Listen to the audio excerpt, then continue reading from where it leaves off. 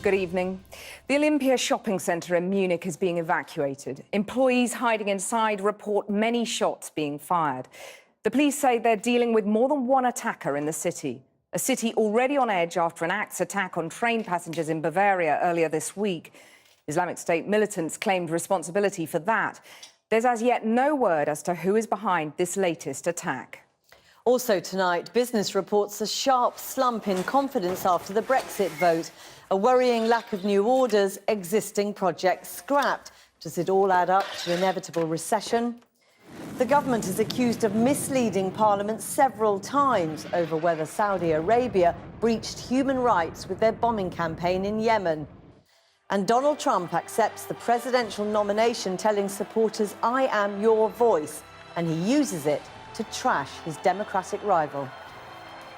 This is the legacy of Hillary Clinton: death, destruction, terrorism, and weakness. So could America survive a Trump presidency? For a waterway home. The singer Anohni, formerly known as Anthony Hegarty, tells us about the sense of hopelessness she feels about the environment, about Brexit, and Trump too. I mean, I think it has the potential, honestly, to be like a final presidency of the United States. I mean, I think he could potentially start a nuclear war. As we go on air tonight, at least 3 people have been killed in Munich in what police say is a shooting rampage at a shopping mall. An unknown number have been injured, and police believe they're dealing with more than one attacker. A wide area around the Olympia Mall has now been sealed off. Trains, trams and buses have all been halted. People are being warned to stay out of public places. Simon Israel has the latest. As the evening rush hour began heading home in Munich, reports emerged of a single gunman on a shooting spree inside this shopping centre. It's the Olympia, one of the city's largest malls. A mass evacuation plan was put in place. German special forces were brought in, and reports persisted of multiple casualties. Eyewitnesses describe people streaming out of the centre, fleeing for their lives. Others sought hiding places inside. This is unverified footage of one gunman who was shooting at those trying to escape. Within the last half hour, police say they now believe there is more than one gunman. More than 100 shots are said to have been fired, and the police operation remains live. People are being warned to avoid public places in Munich. All train, tram and bus services have been halted. The city is in lockdown. There's no confirmation of casualties, but reports suggest at least 3 dead and 10 injured inside a shopping centre built on the site of the 1972 Olympics, when 11 Israelis were killed in a Palestinian terrorist attack. Well, we're joined now by Victor Wood, who heard gunshots as he was leaving the shopping centre in Munich. Victor, tell us exactly what you witnessed. Well, the shopping centre itself is an L-shaped building with the main entrance on the 90-degree corner. I was leaving with my wife on the side next to one of the main shops there. And as we came out, I heard a gunshot, which actually sounded identical to what you just played, as we were about to go into the train station, the subway. It was about 5 minutes to the hour, I guess, something like that, based on when I bought my ticket. When we came out of our station, which is about 2 or 3 kilometres away, we heard lots of police cars going past and so on. And actually, while I was waiting here, I heard more going past. It was obvious it was gunshot that was going off. What was your immediate thought then when you heard that? A lot of fear and uncertainty, you know. Obviously not knowing where it came from, because there was actually a building between me and where it was taking place. You don't know, should we go into the train station and wait for a train? Is he going to come down there and try it? Is it a terrorist attack? Is it just a lone wolf doing something? It was very difficult to tell what was going on. Obviously, we don't know who's behind it. We don't know anything about the motivation. But Munich was slightly on edge, wasn't it, because of this axe attack on the train in Bavaria? Did you feel on edge? Did you feel safe in Munich? Feeling safe, certainly. On edge, no. Würzburg, where the train attack took place, is a couple of 100 kilometres away from here, I would think. Obviously, people have been talking about it, but not as if it was something that's been happening to your neighbour or the next road sort of thing. Munich itself is generally a very, very safe city. We did have an incident on New Year's Eve where it was reported there was something at the main railway station, and that cancelled a lot of celebrations. In the end, it turned out to be nothing. So what advice are you being given now? What are you hearing now? From the news, basically, that and from Twitter and so on, that we shouldn't go to any public places, best to stay indoors where possible. Just keep your wits about you, really. Victor Wood, thank you very much for speaking to us. Thank you. Jackie. Well, we're still not sure who is behind this ongoing attack in Munich or what their motives are. However, it is just 1 week since 84 people were killed in Nice. And since then, we've had, among other events, arrests in Brazil linked to an Olympic Games plot. And here, the attempted abduction of a serviceman in Norfolk, where police say they can't rule out a terror motive. It appears we're in a world where terror and the fear of it knows no boundaries. We'll be discussing it all in a moment after Porrick O'Brien reports. Remember that time not so long ago when terrorism in Europe wasn't the new norm. One of the striking things about the aftermath of the Nice attack, how quickly a semblance of normality asserted itself. One of the reasons, painful resignation. And with every incident, we hold our breath for the mourning, for the motivation. If terror begets terror, the mental space where people process it all feels overpopulated. The first fatal Islamist attack in France, March 2012, Toulouse. Mohammed Mira shot dead 7 people, including children at a Jewish school. A narcissist liked filming himself, a criminal, a host of striking similarities to that of the Nice attacker, even down to first contemplating a similar modus operandi in prison beforehand. His brother spoke to us about history repeating. Cette idée à Mohamed a commencé à lui à traverser, c'était en prison. Il a discuté avec un de ses co-détenus. Et d'ailleurs, il ne se cachait pas, Mohamed, il disait haut et fort qu'il voulait être un terroriste, qu'il voulait faire une attaque et tout. Le pire, c'est ça. Il s'en est vanté de partout. Et avec ce co-détenu, il a demandé combien de victimes il pourrait faire avec un camion, un poids lourd, avant de se faire buter, bien sûr. We're at that depressing point where we only remember the big attacks. We forget, for example, in January this year, a man rammed his car into soldiers outside a mosque in Valence. 2 were injured. And there's the global context. Baghdad, earlier this month, over 200 people killed. Just yesterday in Brazil, 10 people arrested for another planned attack, described as, quote, absolute amateurs and ill-prepared. But that is what joins some of the dots together. Terrorism, now for the amateurs as well. It's a week since the Nice attack. The brother of the original French homegrown jihadist has a bleak assessment. Within some neighbourhoods, the old inner-city tensions have morphed into a sort of cultural guerrilla warfare. Mohamed, comme beaucoup d'autres, on a vu qu'ils ont arrêté les conneries. À travers, grâce à l'islam, qu'il a arrêté de voler, de dealer certains. Et il y avait moins de voitures qui brûlaient dans les quartiers. C'est vrai que certains députés ou délégués de l'État français ont laissé les frères musulmans gagner cette paix sociale. Mais le seul truc, ils n'ont pas vu le piège derrière, que derrière, il y a un message de haine qu'ils ne disent pas face aux Occidentaux ou face aux Blancs, comme je dis. Devant moi, ils ne se gênent pas de dire « ouais, la France, l'Europe sera arabe bientôt ». C'est leur seul but. This man says the conversation around tackling extremism has, understandably, become weaponised. And that, according to him at least, is exactly what the terrorists want. Well, we're joined now from Leeds by Richard Barrett, the former head of counter-terrorism at MI6. Richard Barrett, we still don't know what the motive is for this ongoing incident in Munich, but there is little doubt that we feel that we are under almost sustained attack from terrorism at the moment. What's the reality?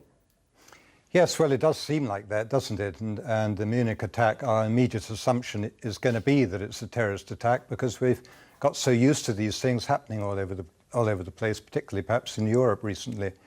But we have to keep it in proportion, of course, because although these attacks appear to be becoming more common and tragic, of course, for those people who are injured or even who witness them, it's still a very, very small number of people who do get caught up in them. And we have to remember that the point of terrorism is to make us afraid, not necessarily to kill us.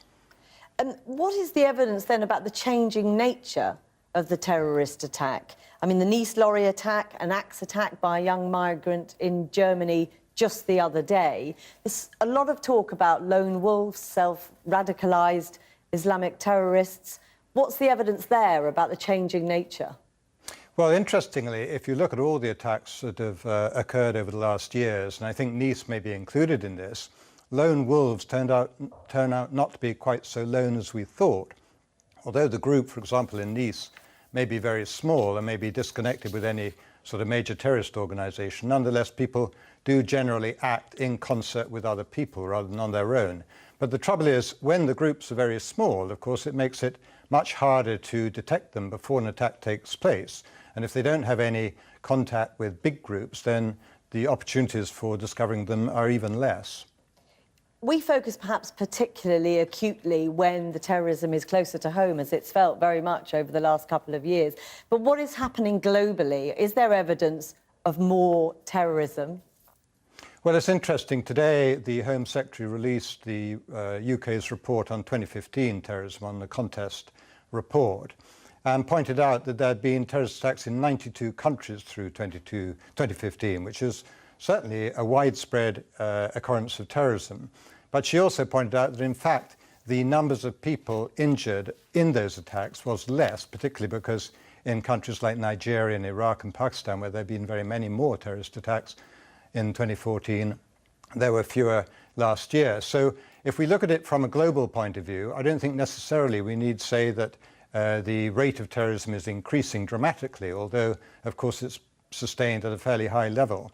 But I think in Europe we are probably more concerned, and the Europol report, which came out yesterday, said that there had been 211 attempted actual or foiled attempts, terrorist attacks in Europe through 2015, and that is quite a lot. And of course the big, perhaps almost impossible question is, how do we tackle it? How do we try to prevent it?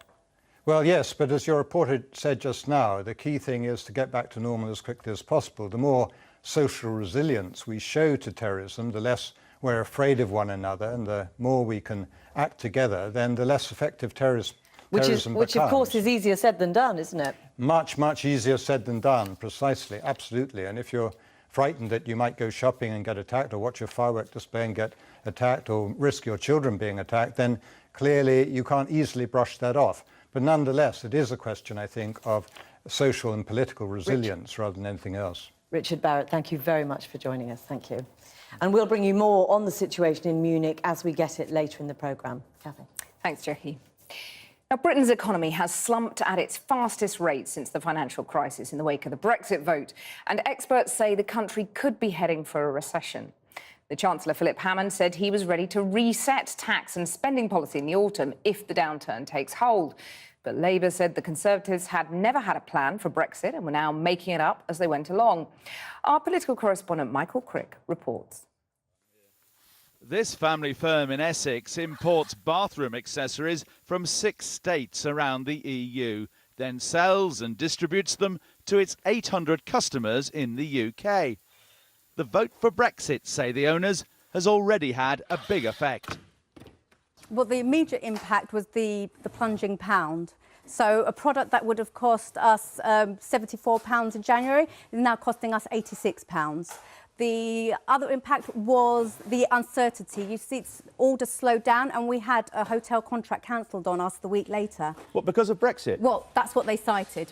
They cited that, but it might not have been. It may not have been, but they called us up on the following Tuesday and said, you know, we need to cancel the 128-room hotel. Their experiences reflect a regular survey of British businesses, which today suggested the economy has slumped faster in the last month than at any time since April 2009. Over the last 10 years, the PMI, the Purchasing Managers Index, has paralleled pretty closely changes in GDP, gross domestic product. They sank together with the crash of 2008, then both recovered together over the last 5 years. So today's sudden drop could herald another recession. It's the service sector, by far the largest part of the economy, where we saw the real worrying trend. And that was in terms of how growth changed between June and July. That was the biggest turnaround that we've seen in the history of this survey, which is nearly 2 decades. This is a warning shot really to the Prime Minister's office, to the Treasury and to the Bank of England that business is really feeling the pressure from this Brexit vote and that things need to be turned around quite quickly to avert a recession. The new Chancellor, who's been with other top finance ministers in Beijing, today said he was prepared to reset British fiscal policy in the autumn statement. That could mean stimulating things through more spending and/or tax cuts. Well, the UK economy is fundamentally strong, but it has suffered a shock. And those figures today show that that shock has impacted on confidence. We've made clear that we're no longer pursuing the target of a budget surplus in 2019-20, but we will have to put a framework in place of that target, and we will do so at the autumn statement. Also in China, the head of the International Monetary Fund, who warned a Brexit vote might cause recession here, suggested the most important thing was to sort out what Britain's relationship with Europe will now be. Our first and immediate recommendation is for this uncertainty surrounding the terms of Brexit be removed as quickly as possible so that we know the terms of trade and the ways in which the United Kingdom will continue to operate in the global economy and vis-à-vis its partners. But earlier this week, the IMF said that next year the British economy would grow 1.3%, less than they forecast before, but not the recession they'd warned Brexit might cause. Well, joining me now from Cardiff is the economist and leading Eurosceptic Patrick Minford and Nairi Woods, a professor in economic governance at Oxford University. Patrick Minford first, will you admit to being worried? Will you admit to a fear that there may be a recession? Well, I don't think it's at all likely. In fact, the survey today from the PMI market survey is in complete contrast to the Bank of England survey yesterday. Oh, but that's a whole different thing. That was a different time period for a start. Not really, not really. It was of similar coverage, you see, and a much more comprehensive of the economy. And it showed that retail sales holding up, manufacturing investment holding up, employment holding up, and then we had the employment, very strong employment in May, and the fact that the underlying growth of real disposable income is about nearly 4%. So it's very hard to see a recession when you've got 4% growth in real disposable income. Well, and that's the fundamental problem, and that's what the Bank of England showed up. OK, let me put that to Nairi Woods. Nothing to worry about, Nairi. Recession not very likely at all. Look, I think these short-term effects, everybody, both leavers and remainers, expected. I think what's of real concern is whether they become long-term effects and whether we actually get a recession. And that will depend entirely on whether Britain can actually come up with a clear set of trade terms and immigration rules with the European Union. The head of the IMF just said that we needed to get there quickly. That's not possible. The only decision you can come to very quickly is a decision to stay with the rules we've got, to stay in the European Union. Patrick Minford, it's the uncertainty. If we are going to leave... It's the uncertainty that's the problem, Patrick Minford. Well, I don't think there is now policy uncertainty. I mean, you've got to remember this PMI survey was done in the middle of the uncertainty. We had the old government, we had no clear vision, and George Osborne was making very negative sounds. So was the governor of the Bank of England. We now have a government, and we do have a plan, and I think that, you know, it could be Brexit light, in which case it's the status quo, or it could be Brexit proper, which is, well, you know, free trade, a very positive possibilities long term with trade deals all over the place and generally moving towards free trade. And that's a very positive outlook. Nairi Woods, there's a plan. We don't have a plan. What do we say to the investors that provide Britain with the best quality jobs in the car manufacturing sector, in the financial services sector? At the moment, we can't tell them whether in 2 years' time they'll face a 10% tariff into the European Union, whether they'll have financial passports and be able to operate across the European Union. All we can say to them is we're going to start some negotiations, and we're really hoping that these negotiations will end positively and they will take at least 2 years. And no boardroom, no investor in the world is going to say, oh gosh, well, we'll invest a whole lot of money in your country when we don't actually know what the terms are going to be. Patrick Minford, you can't answer those questions, and neither can the government at the moment. Well, I think this is far too pessimistic, because the direction of travel is towards free trade. And if you think about free trade, that's a great future for this country. I mean, other countries have gone down this route. New Zealand, in the late 1980s, went to unilateral free trade and has never looked back. That's the main way in which trade policy affects you, your own tariffs. We control those. The rest is irrelevant, really. Once you're trading at world prices, you're trading on the basis of your own comparative advantage, what you can produce well in world markets. And we have the City of London, the world's largest financial centre, which sells all over the world. Okay. 70% of our current exports are sold all over the world under World Trading Organization rules already. OK, Patrick Minford, Nari Woods, that's all we have time for, I'm afraid. Thank you very much. Jackie. The government stands accused of repeatedly misleading Parliament with incorrect assurances that Saudi Arabia was not abusing human rights in Yemen. The Foreign Office suddenly retracted a series of statements on the crisis in Yemen, describing them as an error, adding that no such assessment of human rights had ever been carried out. With talks between Yemen's warring factions still deadlocked, our chief correspondent Alex Thompson has the latest. From the UN onwards, Saudi Arabia is accused of breaking international humanitarian law in its war against Iranian-backed forces in Yemen. But here's the thing. In their fight, they're using £2.8 billion worth of British aircraft and munitions.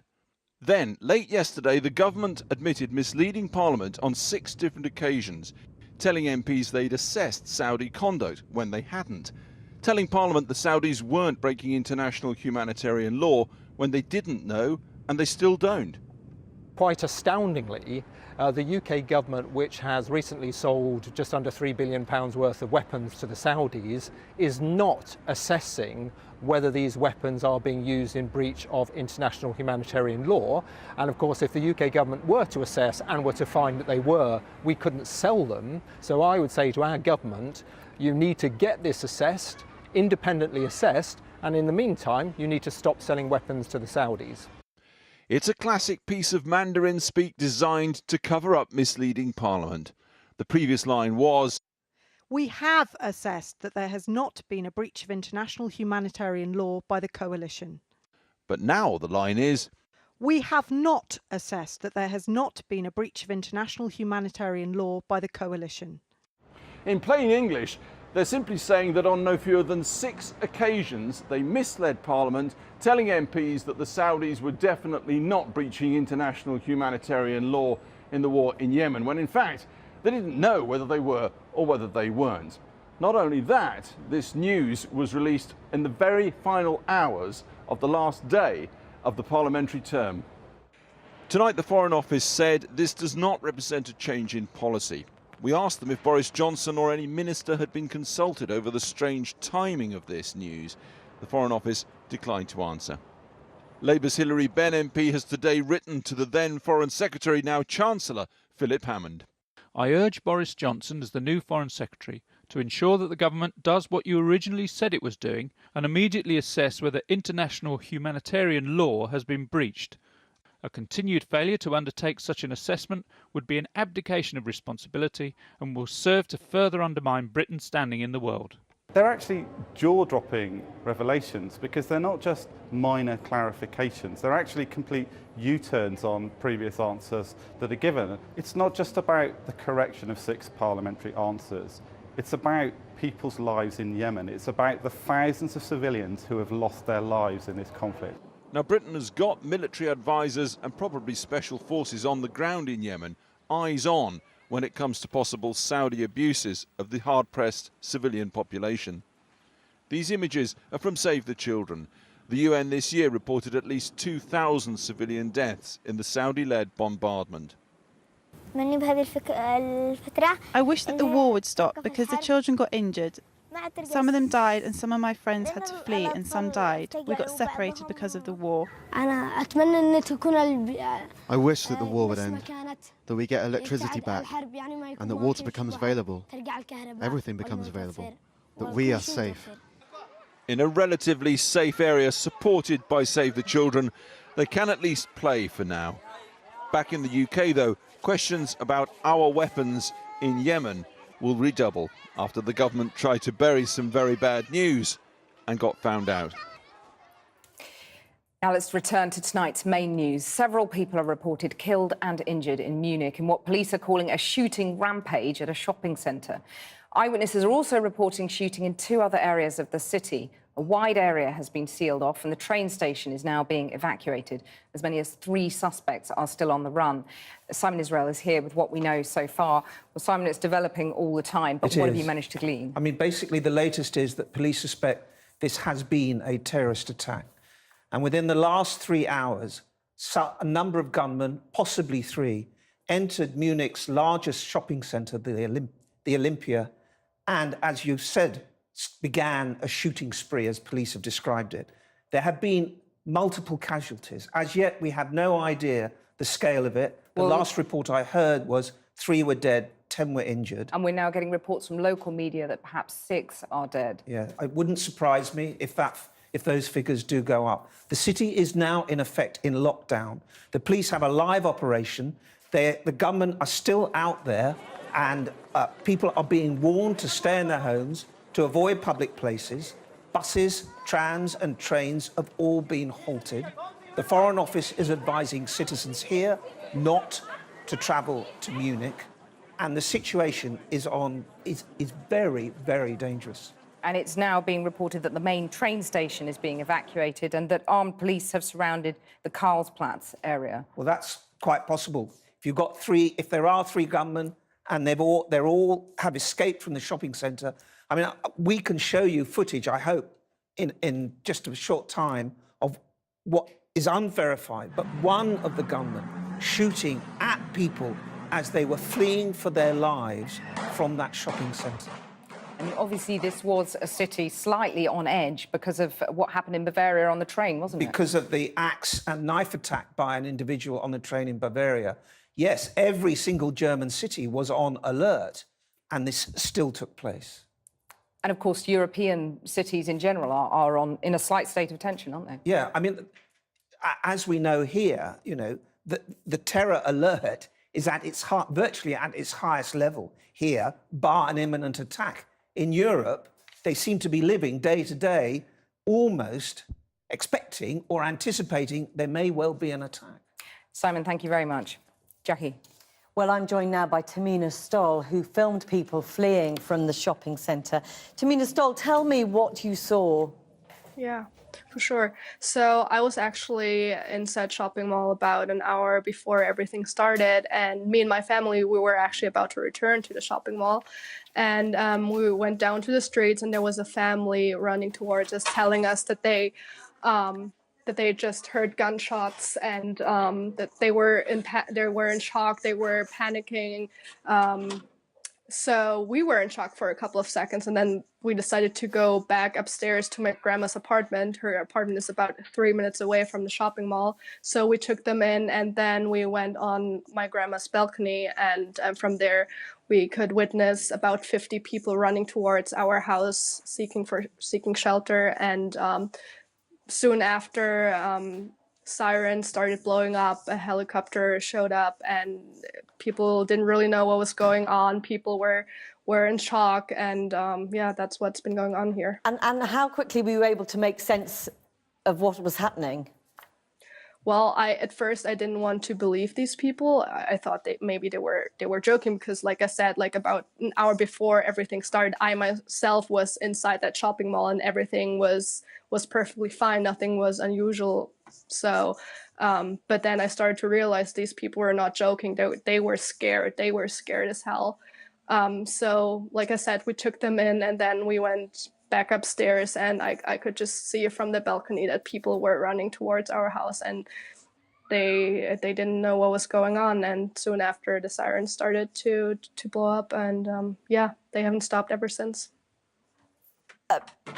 I mean, you say that you didn't want to believe what was going on, but it's only been a couple of days since the terrible attack by a man wielding an axe in Germany. I mean, has there been a tense atmosphere where you've been? Well, obviously, you talk a lot about it with your friends and family, and but you know, usually you are not the one who's actually affected by such things, so you don't really expect anything like that to happen so close to your own home. Also, Munich is considered to be a very safe city, so yeah, I mean, it's terrible, and everyone is following the news, but it's not as if you could just stop living your life and stop going outside. Tamina Stoll, thank you so much for joining us this evening. Thank you very much for that. Well, we understand now that 6 people have been reported as having died in this incident, and we'll bring you more when we get it. Kathy. Thanks, Jackie. Now, this is a moment of crisis for America, Donald Trump has told the Republican faithful in a dark, almost furious speech to close his party's convention, offering himself as the only man to save the country from disaster. To cries of "lock her up," Mr. Trump declared that his Democratic rival, Hillary Clinton, had left a legacy of death, destruction, terrorism and weakness. But it's been something of a moment of crisis for the Republican Party too. Kylie Morris is in Cleveland now. Kylie. Well, yes, Kathy, it has indeed been a very bumpy convention, really, and that's why it was so important that this speech of Donald Trump last night, his acceptance speech of the nomination, went smoothly. And it did. I've got to say, standing in the hall last night, it was exactly what people wanted to hear. He touched these key pressure points, that theme, particularly potent given what you're talking about and what people are talking about happening in Germany. A sense that the world is a dangerous place, America is a dangerous place, there are attacks against police officers, the economy is a mess, immigration is out of control, and they are right to be fearful. What they need, under the picture he paints, is a very strong leader. Part of the problems that have developed is weak leadership, the kinds of policies of Hillary Clinton that took America to war in the Middle East. And for that reason, he says, vote for him, and he will have their backs. He will lead the way for America.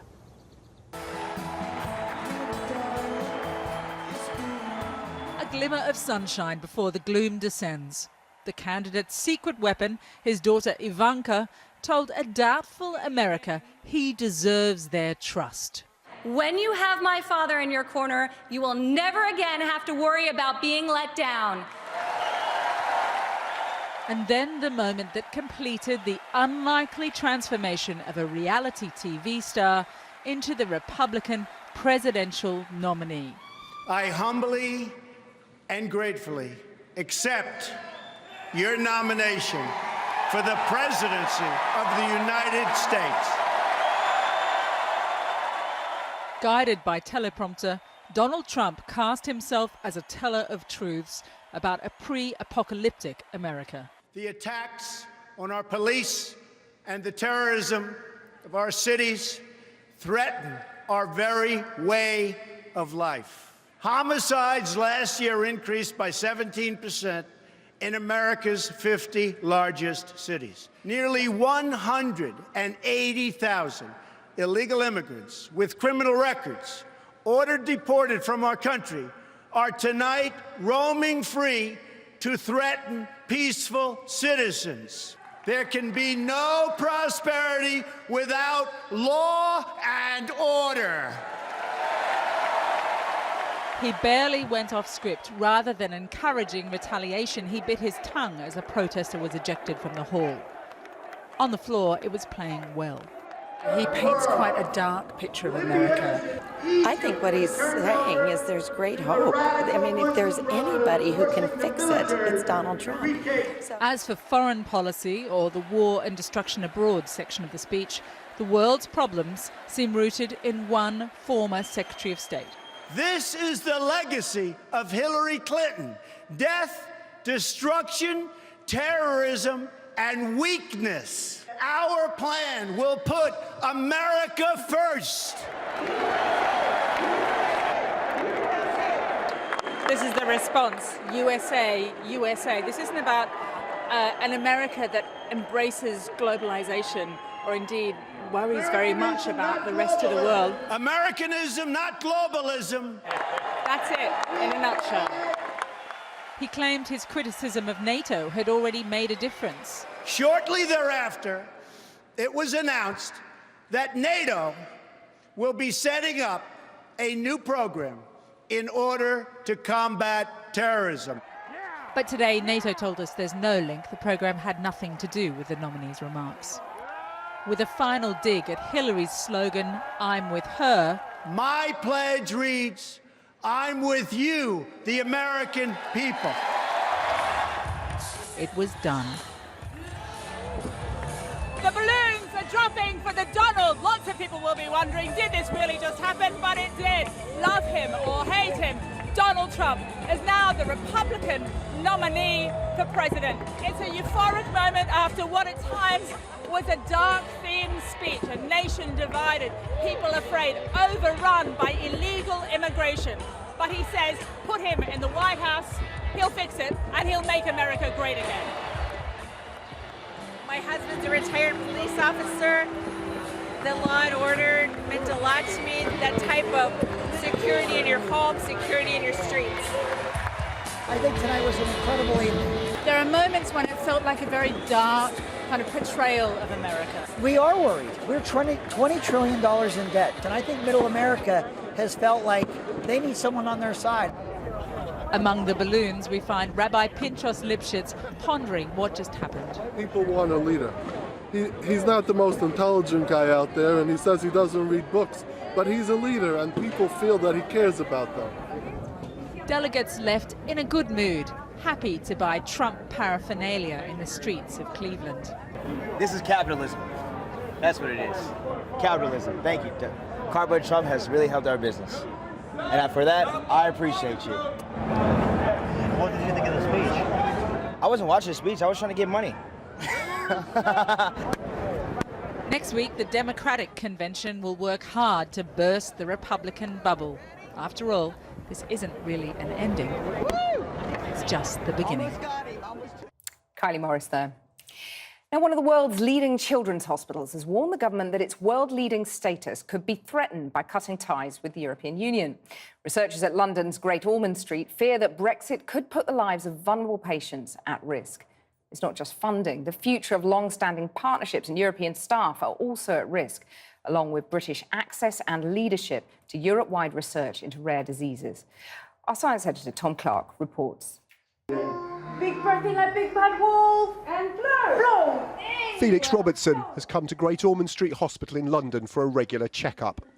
He has Duchenne muscular dystrophy, a rare and fatal muscle wasting disease for which there is currently no cure and few treatments. Felix is 4. By the time most boys with this condition reach their teenage years, they are unable to walk. Few survive beyond their 20s. We walked up this road, went to that hospital and received the diagnosis. And we came out to the square and I saw Felix running around and falling, and it was just like seeing my life going in a concentric circle towards the middle, and just that's going to happen for the rest of our lives. His parents are hoping to enrol Felix in 2 clinical trials for new treatments for Duchenne. Both have had funding from the EU. The only reason we've come so far in the last decade is because of collaboration, and a huge amount of the collaboration has been from the EU. Great Ormond Street is a world leader in developing treatments for rare diseases like Duchenne. It argues free access to Europe has given it funding and the large patient groups it needs to test treatments. We can't enrol enough children on our own in Britain. We just don't have enough of children with these rare diseases. So it's a really frustrating point, just as it becomes easier to do trials across Europe, just as we're beginning to get drugs licensed out of Great Ormond Street that were developed here and made in the UK. It's really frustrating that we can't build on that legacy and continue to do that kind of work, which is jeopardised by our exiting. But surely Brexit could allow for stronger ties elsewhere. The complexity, the time and the expense around setting those up is enormous, and it puts into the shade the ease with which we're able to do this in the EU. So what we need to do is to be able to put a working copy of the gene into their bone marrow cells. Professor Bobby Gaspar has pioneered one of the first gene therapies for another fatal childhood disease called severe combined immunodeficiency. The work has required large amounts of European money, expertise and access to the few children each year who are born with the condition. By replacing faulty genes in a child's bone marrow cells with working copies, a disease that was once entirely fatal can now be permanently cured. Hi, Nina. Yeah. Nina Warnell, who's 3 and lives in Poland, was part of the gene therapy trial and living proof the system works. We needed to come to Great Ormond Street. It was a matter of days or weeks before Nina would have actually died and passed away. So being, part of Europe and having access to facilities like Great Ormond Street really does make the difference between life and death. She's really shown that the therapy is successful and does work, and I believe Great Ormond Street are now treating another 13 children from across Europe and the UK based on what they learned from Nina's treatment. The gene therapy is about to be licensed as a treatment across Europe, but a full Brexit would put the UK outside Europe's drug licensing system, and that worries doctors too. If the UK were to have to go it alone when it comes to the licensing and use of drugs, we would be delaying life-saving drugs being available for children with rare diseases. So everybody would go to Europe first for licensing. We would be at the back of the queue. Last week, ministers assured MPs they would work to maintain links with other European researchers and that EU funds already granted would be secure. And some countries like Norway still qualify for EU research funds and drug licensing without being members. Whether Brexit hurts the prospects of children with rare diseases like Felix depends a lot on the terms of our departure. To cut the collaboration is just taking so many steps backwards in our case, in a disease which is so regressive, so aggressively regressive, that we just don't have time. That report from Tom Clark. It's run like a Victorian workhouse where staff are treated like commodities, not human beings. The boss of Sports Direct has been accused of appalling work practices in a scathing report by MPs. The committee said Mike Ashley had built his success by treating workers without dignity or respect, as unions called for legislation to protect people from being exploited. Mr. Ashley has promised to raise staff pay and improve conditions, but will he make good on that pledge? Simeon Brown reports. He's the pint-guzzling billionaire who owns one of England's biggest football clubs and founded one of the country's biggest retailers. Today, MPs from the Business, Innovation and Skills Committee said the boss of Sports Direct must be held accountable for failing to treat its workers like humans. These pictures are from an investigation by the Guardian newspaper that uncovered some workers in the company's Shirebrooke warehouse were effectively earning beneath the minimum wage. Today's report said Sports Direct exploited workers to maximise profits. We found those working conditions to be absolutely deplorable, something akin to a Victorian workhouse rather than High Street in Britain in 2016. There were cases of women giving birth in toilets, the idea that you weren't allowed to have a break to have a glass of water, spurious things in respect of 6 strikes and you're out, you're sacked. Jordan says he worked at Sports Direct on a 0 hours contract. He told us the struggle to get shifts meant he only made £800 in a year. The way it was pitched and the way it sounded at first, I thought it would be great because it allows me then to pick what I want to work around my studies and around sort of my personal life and let me do things I want to do. However, what it actually turned out to mean was you get sort of the bare minimum. For me, I only worked 4 hours each week, and I think that was because I then didn't need to have a break.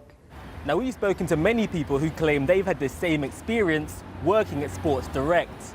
They allege first-hand experience of many of the issues the Business Committee found in their report. They spoke about the low pay and the inconsistent shift patterns. They spoke about feeling coerced by this company. A statement from Sports Direct said, "We will study the contents of the committee's report very carefully. It is our policy to treat all our people with dignity and respect. We are pleased to see that the committee has recognised Mike Ashley's commitment to engage in addressing any shortcomings in the working practices at Sports Direct.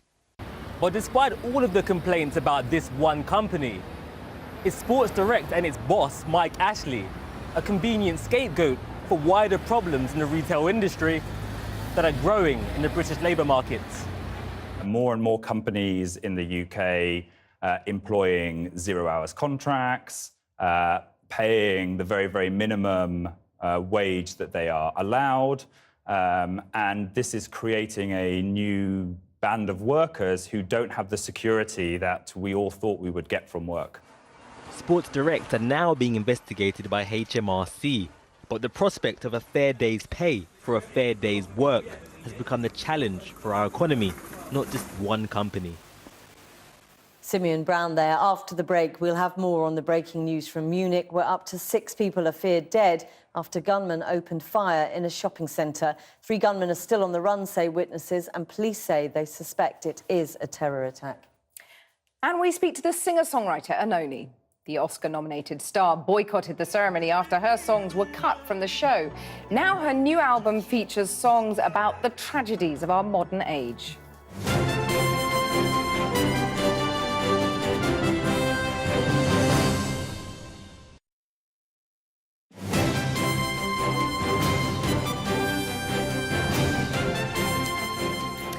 Welcome back. The talent and voice behind Mercury Prize-winning Anthony and the Johnsons is on her first world tour under her new name, Anohni. She was the first transgender artist to be nominated for an Oscar, but boycotted the ceremony after she wasn't invited to perform. Her latest album, Hopelessness, tackles the tragedies of our age, like drone warfare, loss of liberty. I went to meet her. Blow me from the mountains into the sea. I do feel a sense of despair when I look out on things, and often I have felt quite hopeless, which is why I wanted to address the subject of hopelessness and of the feeling of hopelessness. And it's been important for me to realise that hopelessness is a feeling, it's not a fact, and it actually has very little bearing on what's to come. It's just my own personal state, you know. As a singer, as someone whose currency is emotion and intuition, I've always felt that to move through a feeling, no matter how intimidating it is the most productive way of clearing yourself and preparing yourself to make good decisions. Now, a lot of people here are pretty worried about the fallout from Brexit. A lot of people also are pretty hopeful about what's going to happen, given that the country was split down the middle in the vote. You described Brexit in a post as a prison riot. Tell me a little bit more about what you meant by that. The sense that people were expressing, in voting to leave, a kind of tremendous sense of disempowered frustration, and that this was a way of kind of pushing over the tower. And it wasn't a particularly constructive gesture, but it was a destructive gesture in hopes that something better might take its place. It all adds up in terms of education, access to honest media, and job prospects, job security, you know, effective healthcare, you know, all of those things, I mean, have been systematically whittled away over the last 30 years, and what you're left with is like a cage of people that feel that they have no prospects, and they're looking for someone to blame. This is your first album as Anohni. You've been known as Anohni personally for quite a while, haven't you? So why did it take so long to sort of go public as Anohni? You know, I just followed my nose with it. You know, it was just, I guess I reached a point of critical mass where I was becoming really uncomfortable with people using male pronouns to address me. And I mean, it's not to say that I want people to like pretend that I'm a biological woman, because obviously that's not my story, but my story is that of a transgender person that within a binary model prefers to be referred to in the feminine. As President Obama nears the end of his term, do you think he's really stood up for LGBT rights, for example, in the current debate over bathroom policy? Have you been impressed with that? I think that's the perfect example of throwing up a smokescreen. Because even within the Democrats now, like, you know, they use this sort of aura of social liberalism to get elected, but still they have all sorts of dirty dealings with lobbyists and corporations, and you still have to wonder who they're really representing, you know. So they have different ways of manipulating us to think they're on our side, and Obama is certainly like very charismatic and I think in his own way quite heartfelt. But I feel bitterly disappointed with his tenure, and things have only gotten worse in the 8 years that he's been president. And a conversation about bathrooms isn't going to rectify that for me. And do you now, looking ahead, think, well, we might be on the cusp of the first female American president, there's another female prime minister here. Does that fill you with hope for the future?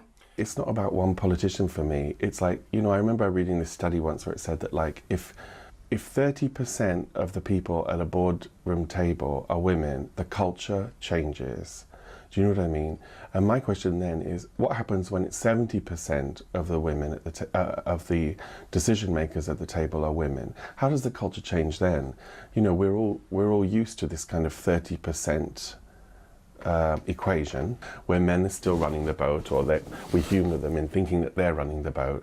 And in many insidious ways, we support their narratives by not asserting our voices and not asserting our seat of power, you know, as feminine people. But so what's your answer to that? What happens when it is 70? What do you think happens? I mean, you know, Brexit was a prison riot. What happened? Isn't it? Because we've never seen it. What does it look like? Let's try it out. Well, I mean, for me, what have we got to lose? It's not like we're not against the wall.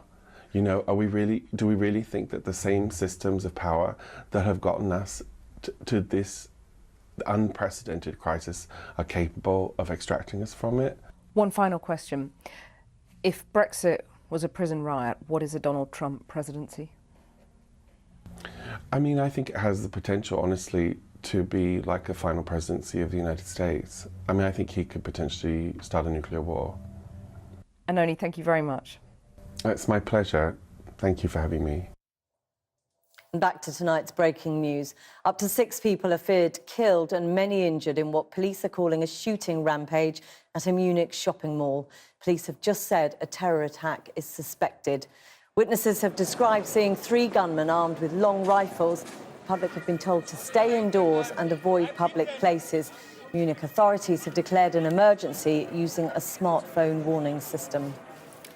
Well, Simon, Israel is back in here to tell us what more has developed. I mean, it is very fast-moving, but it is. Let's recap, OK? Potentially 3 gunmen, multiple casualties in Munich's biggest shopping centre about 3 hours ago now, and now the city is in lockdown and in a desperate situation.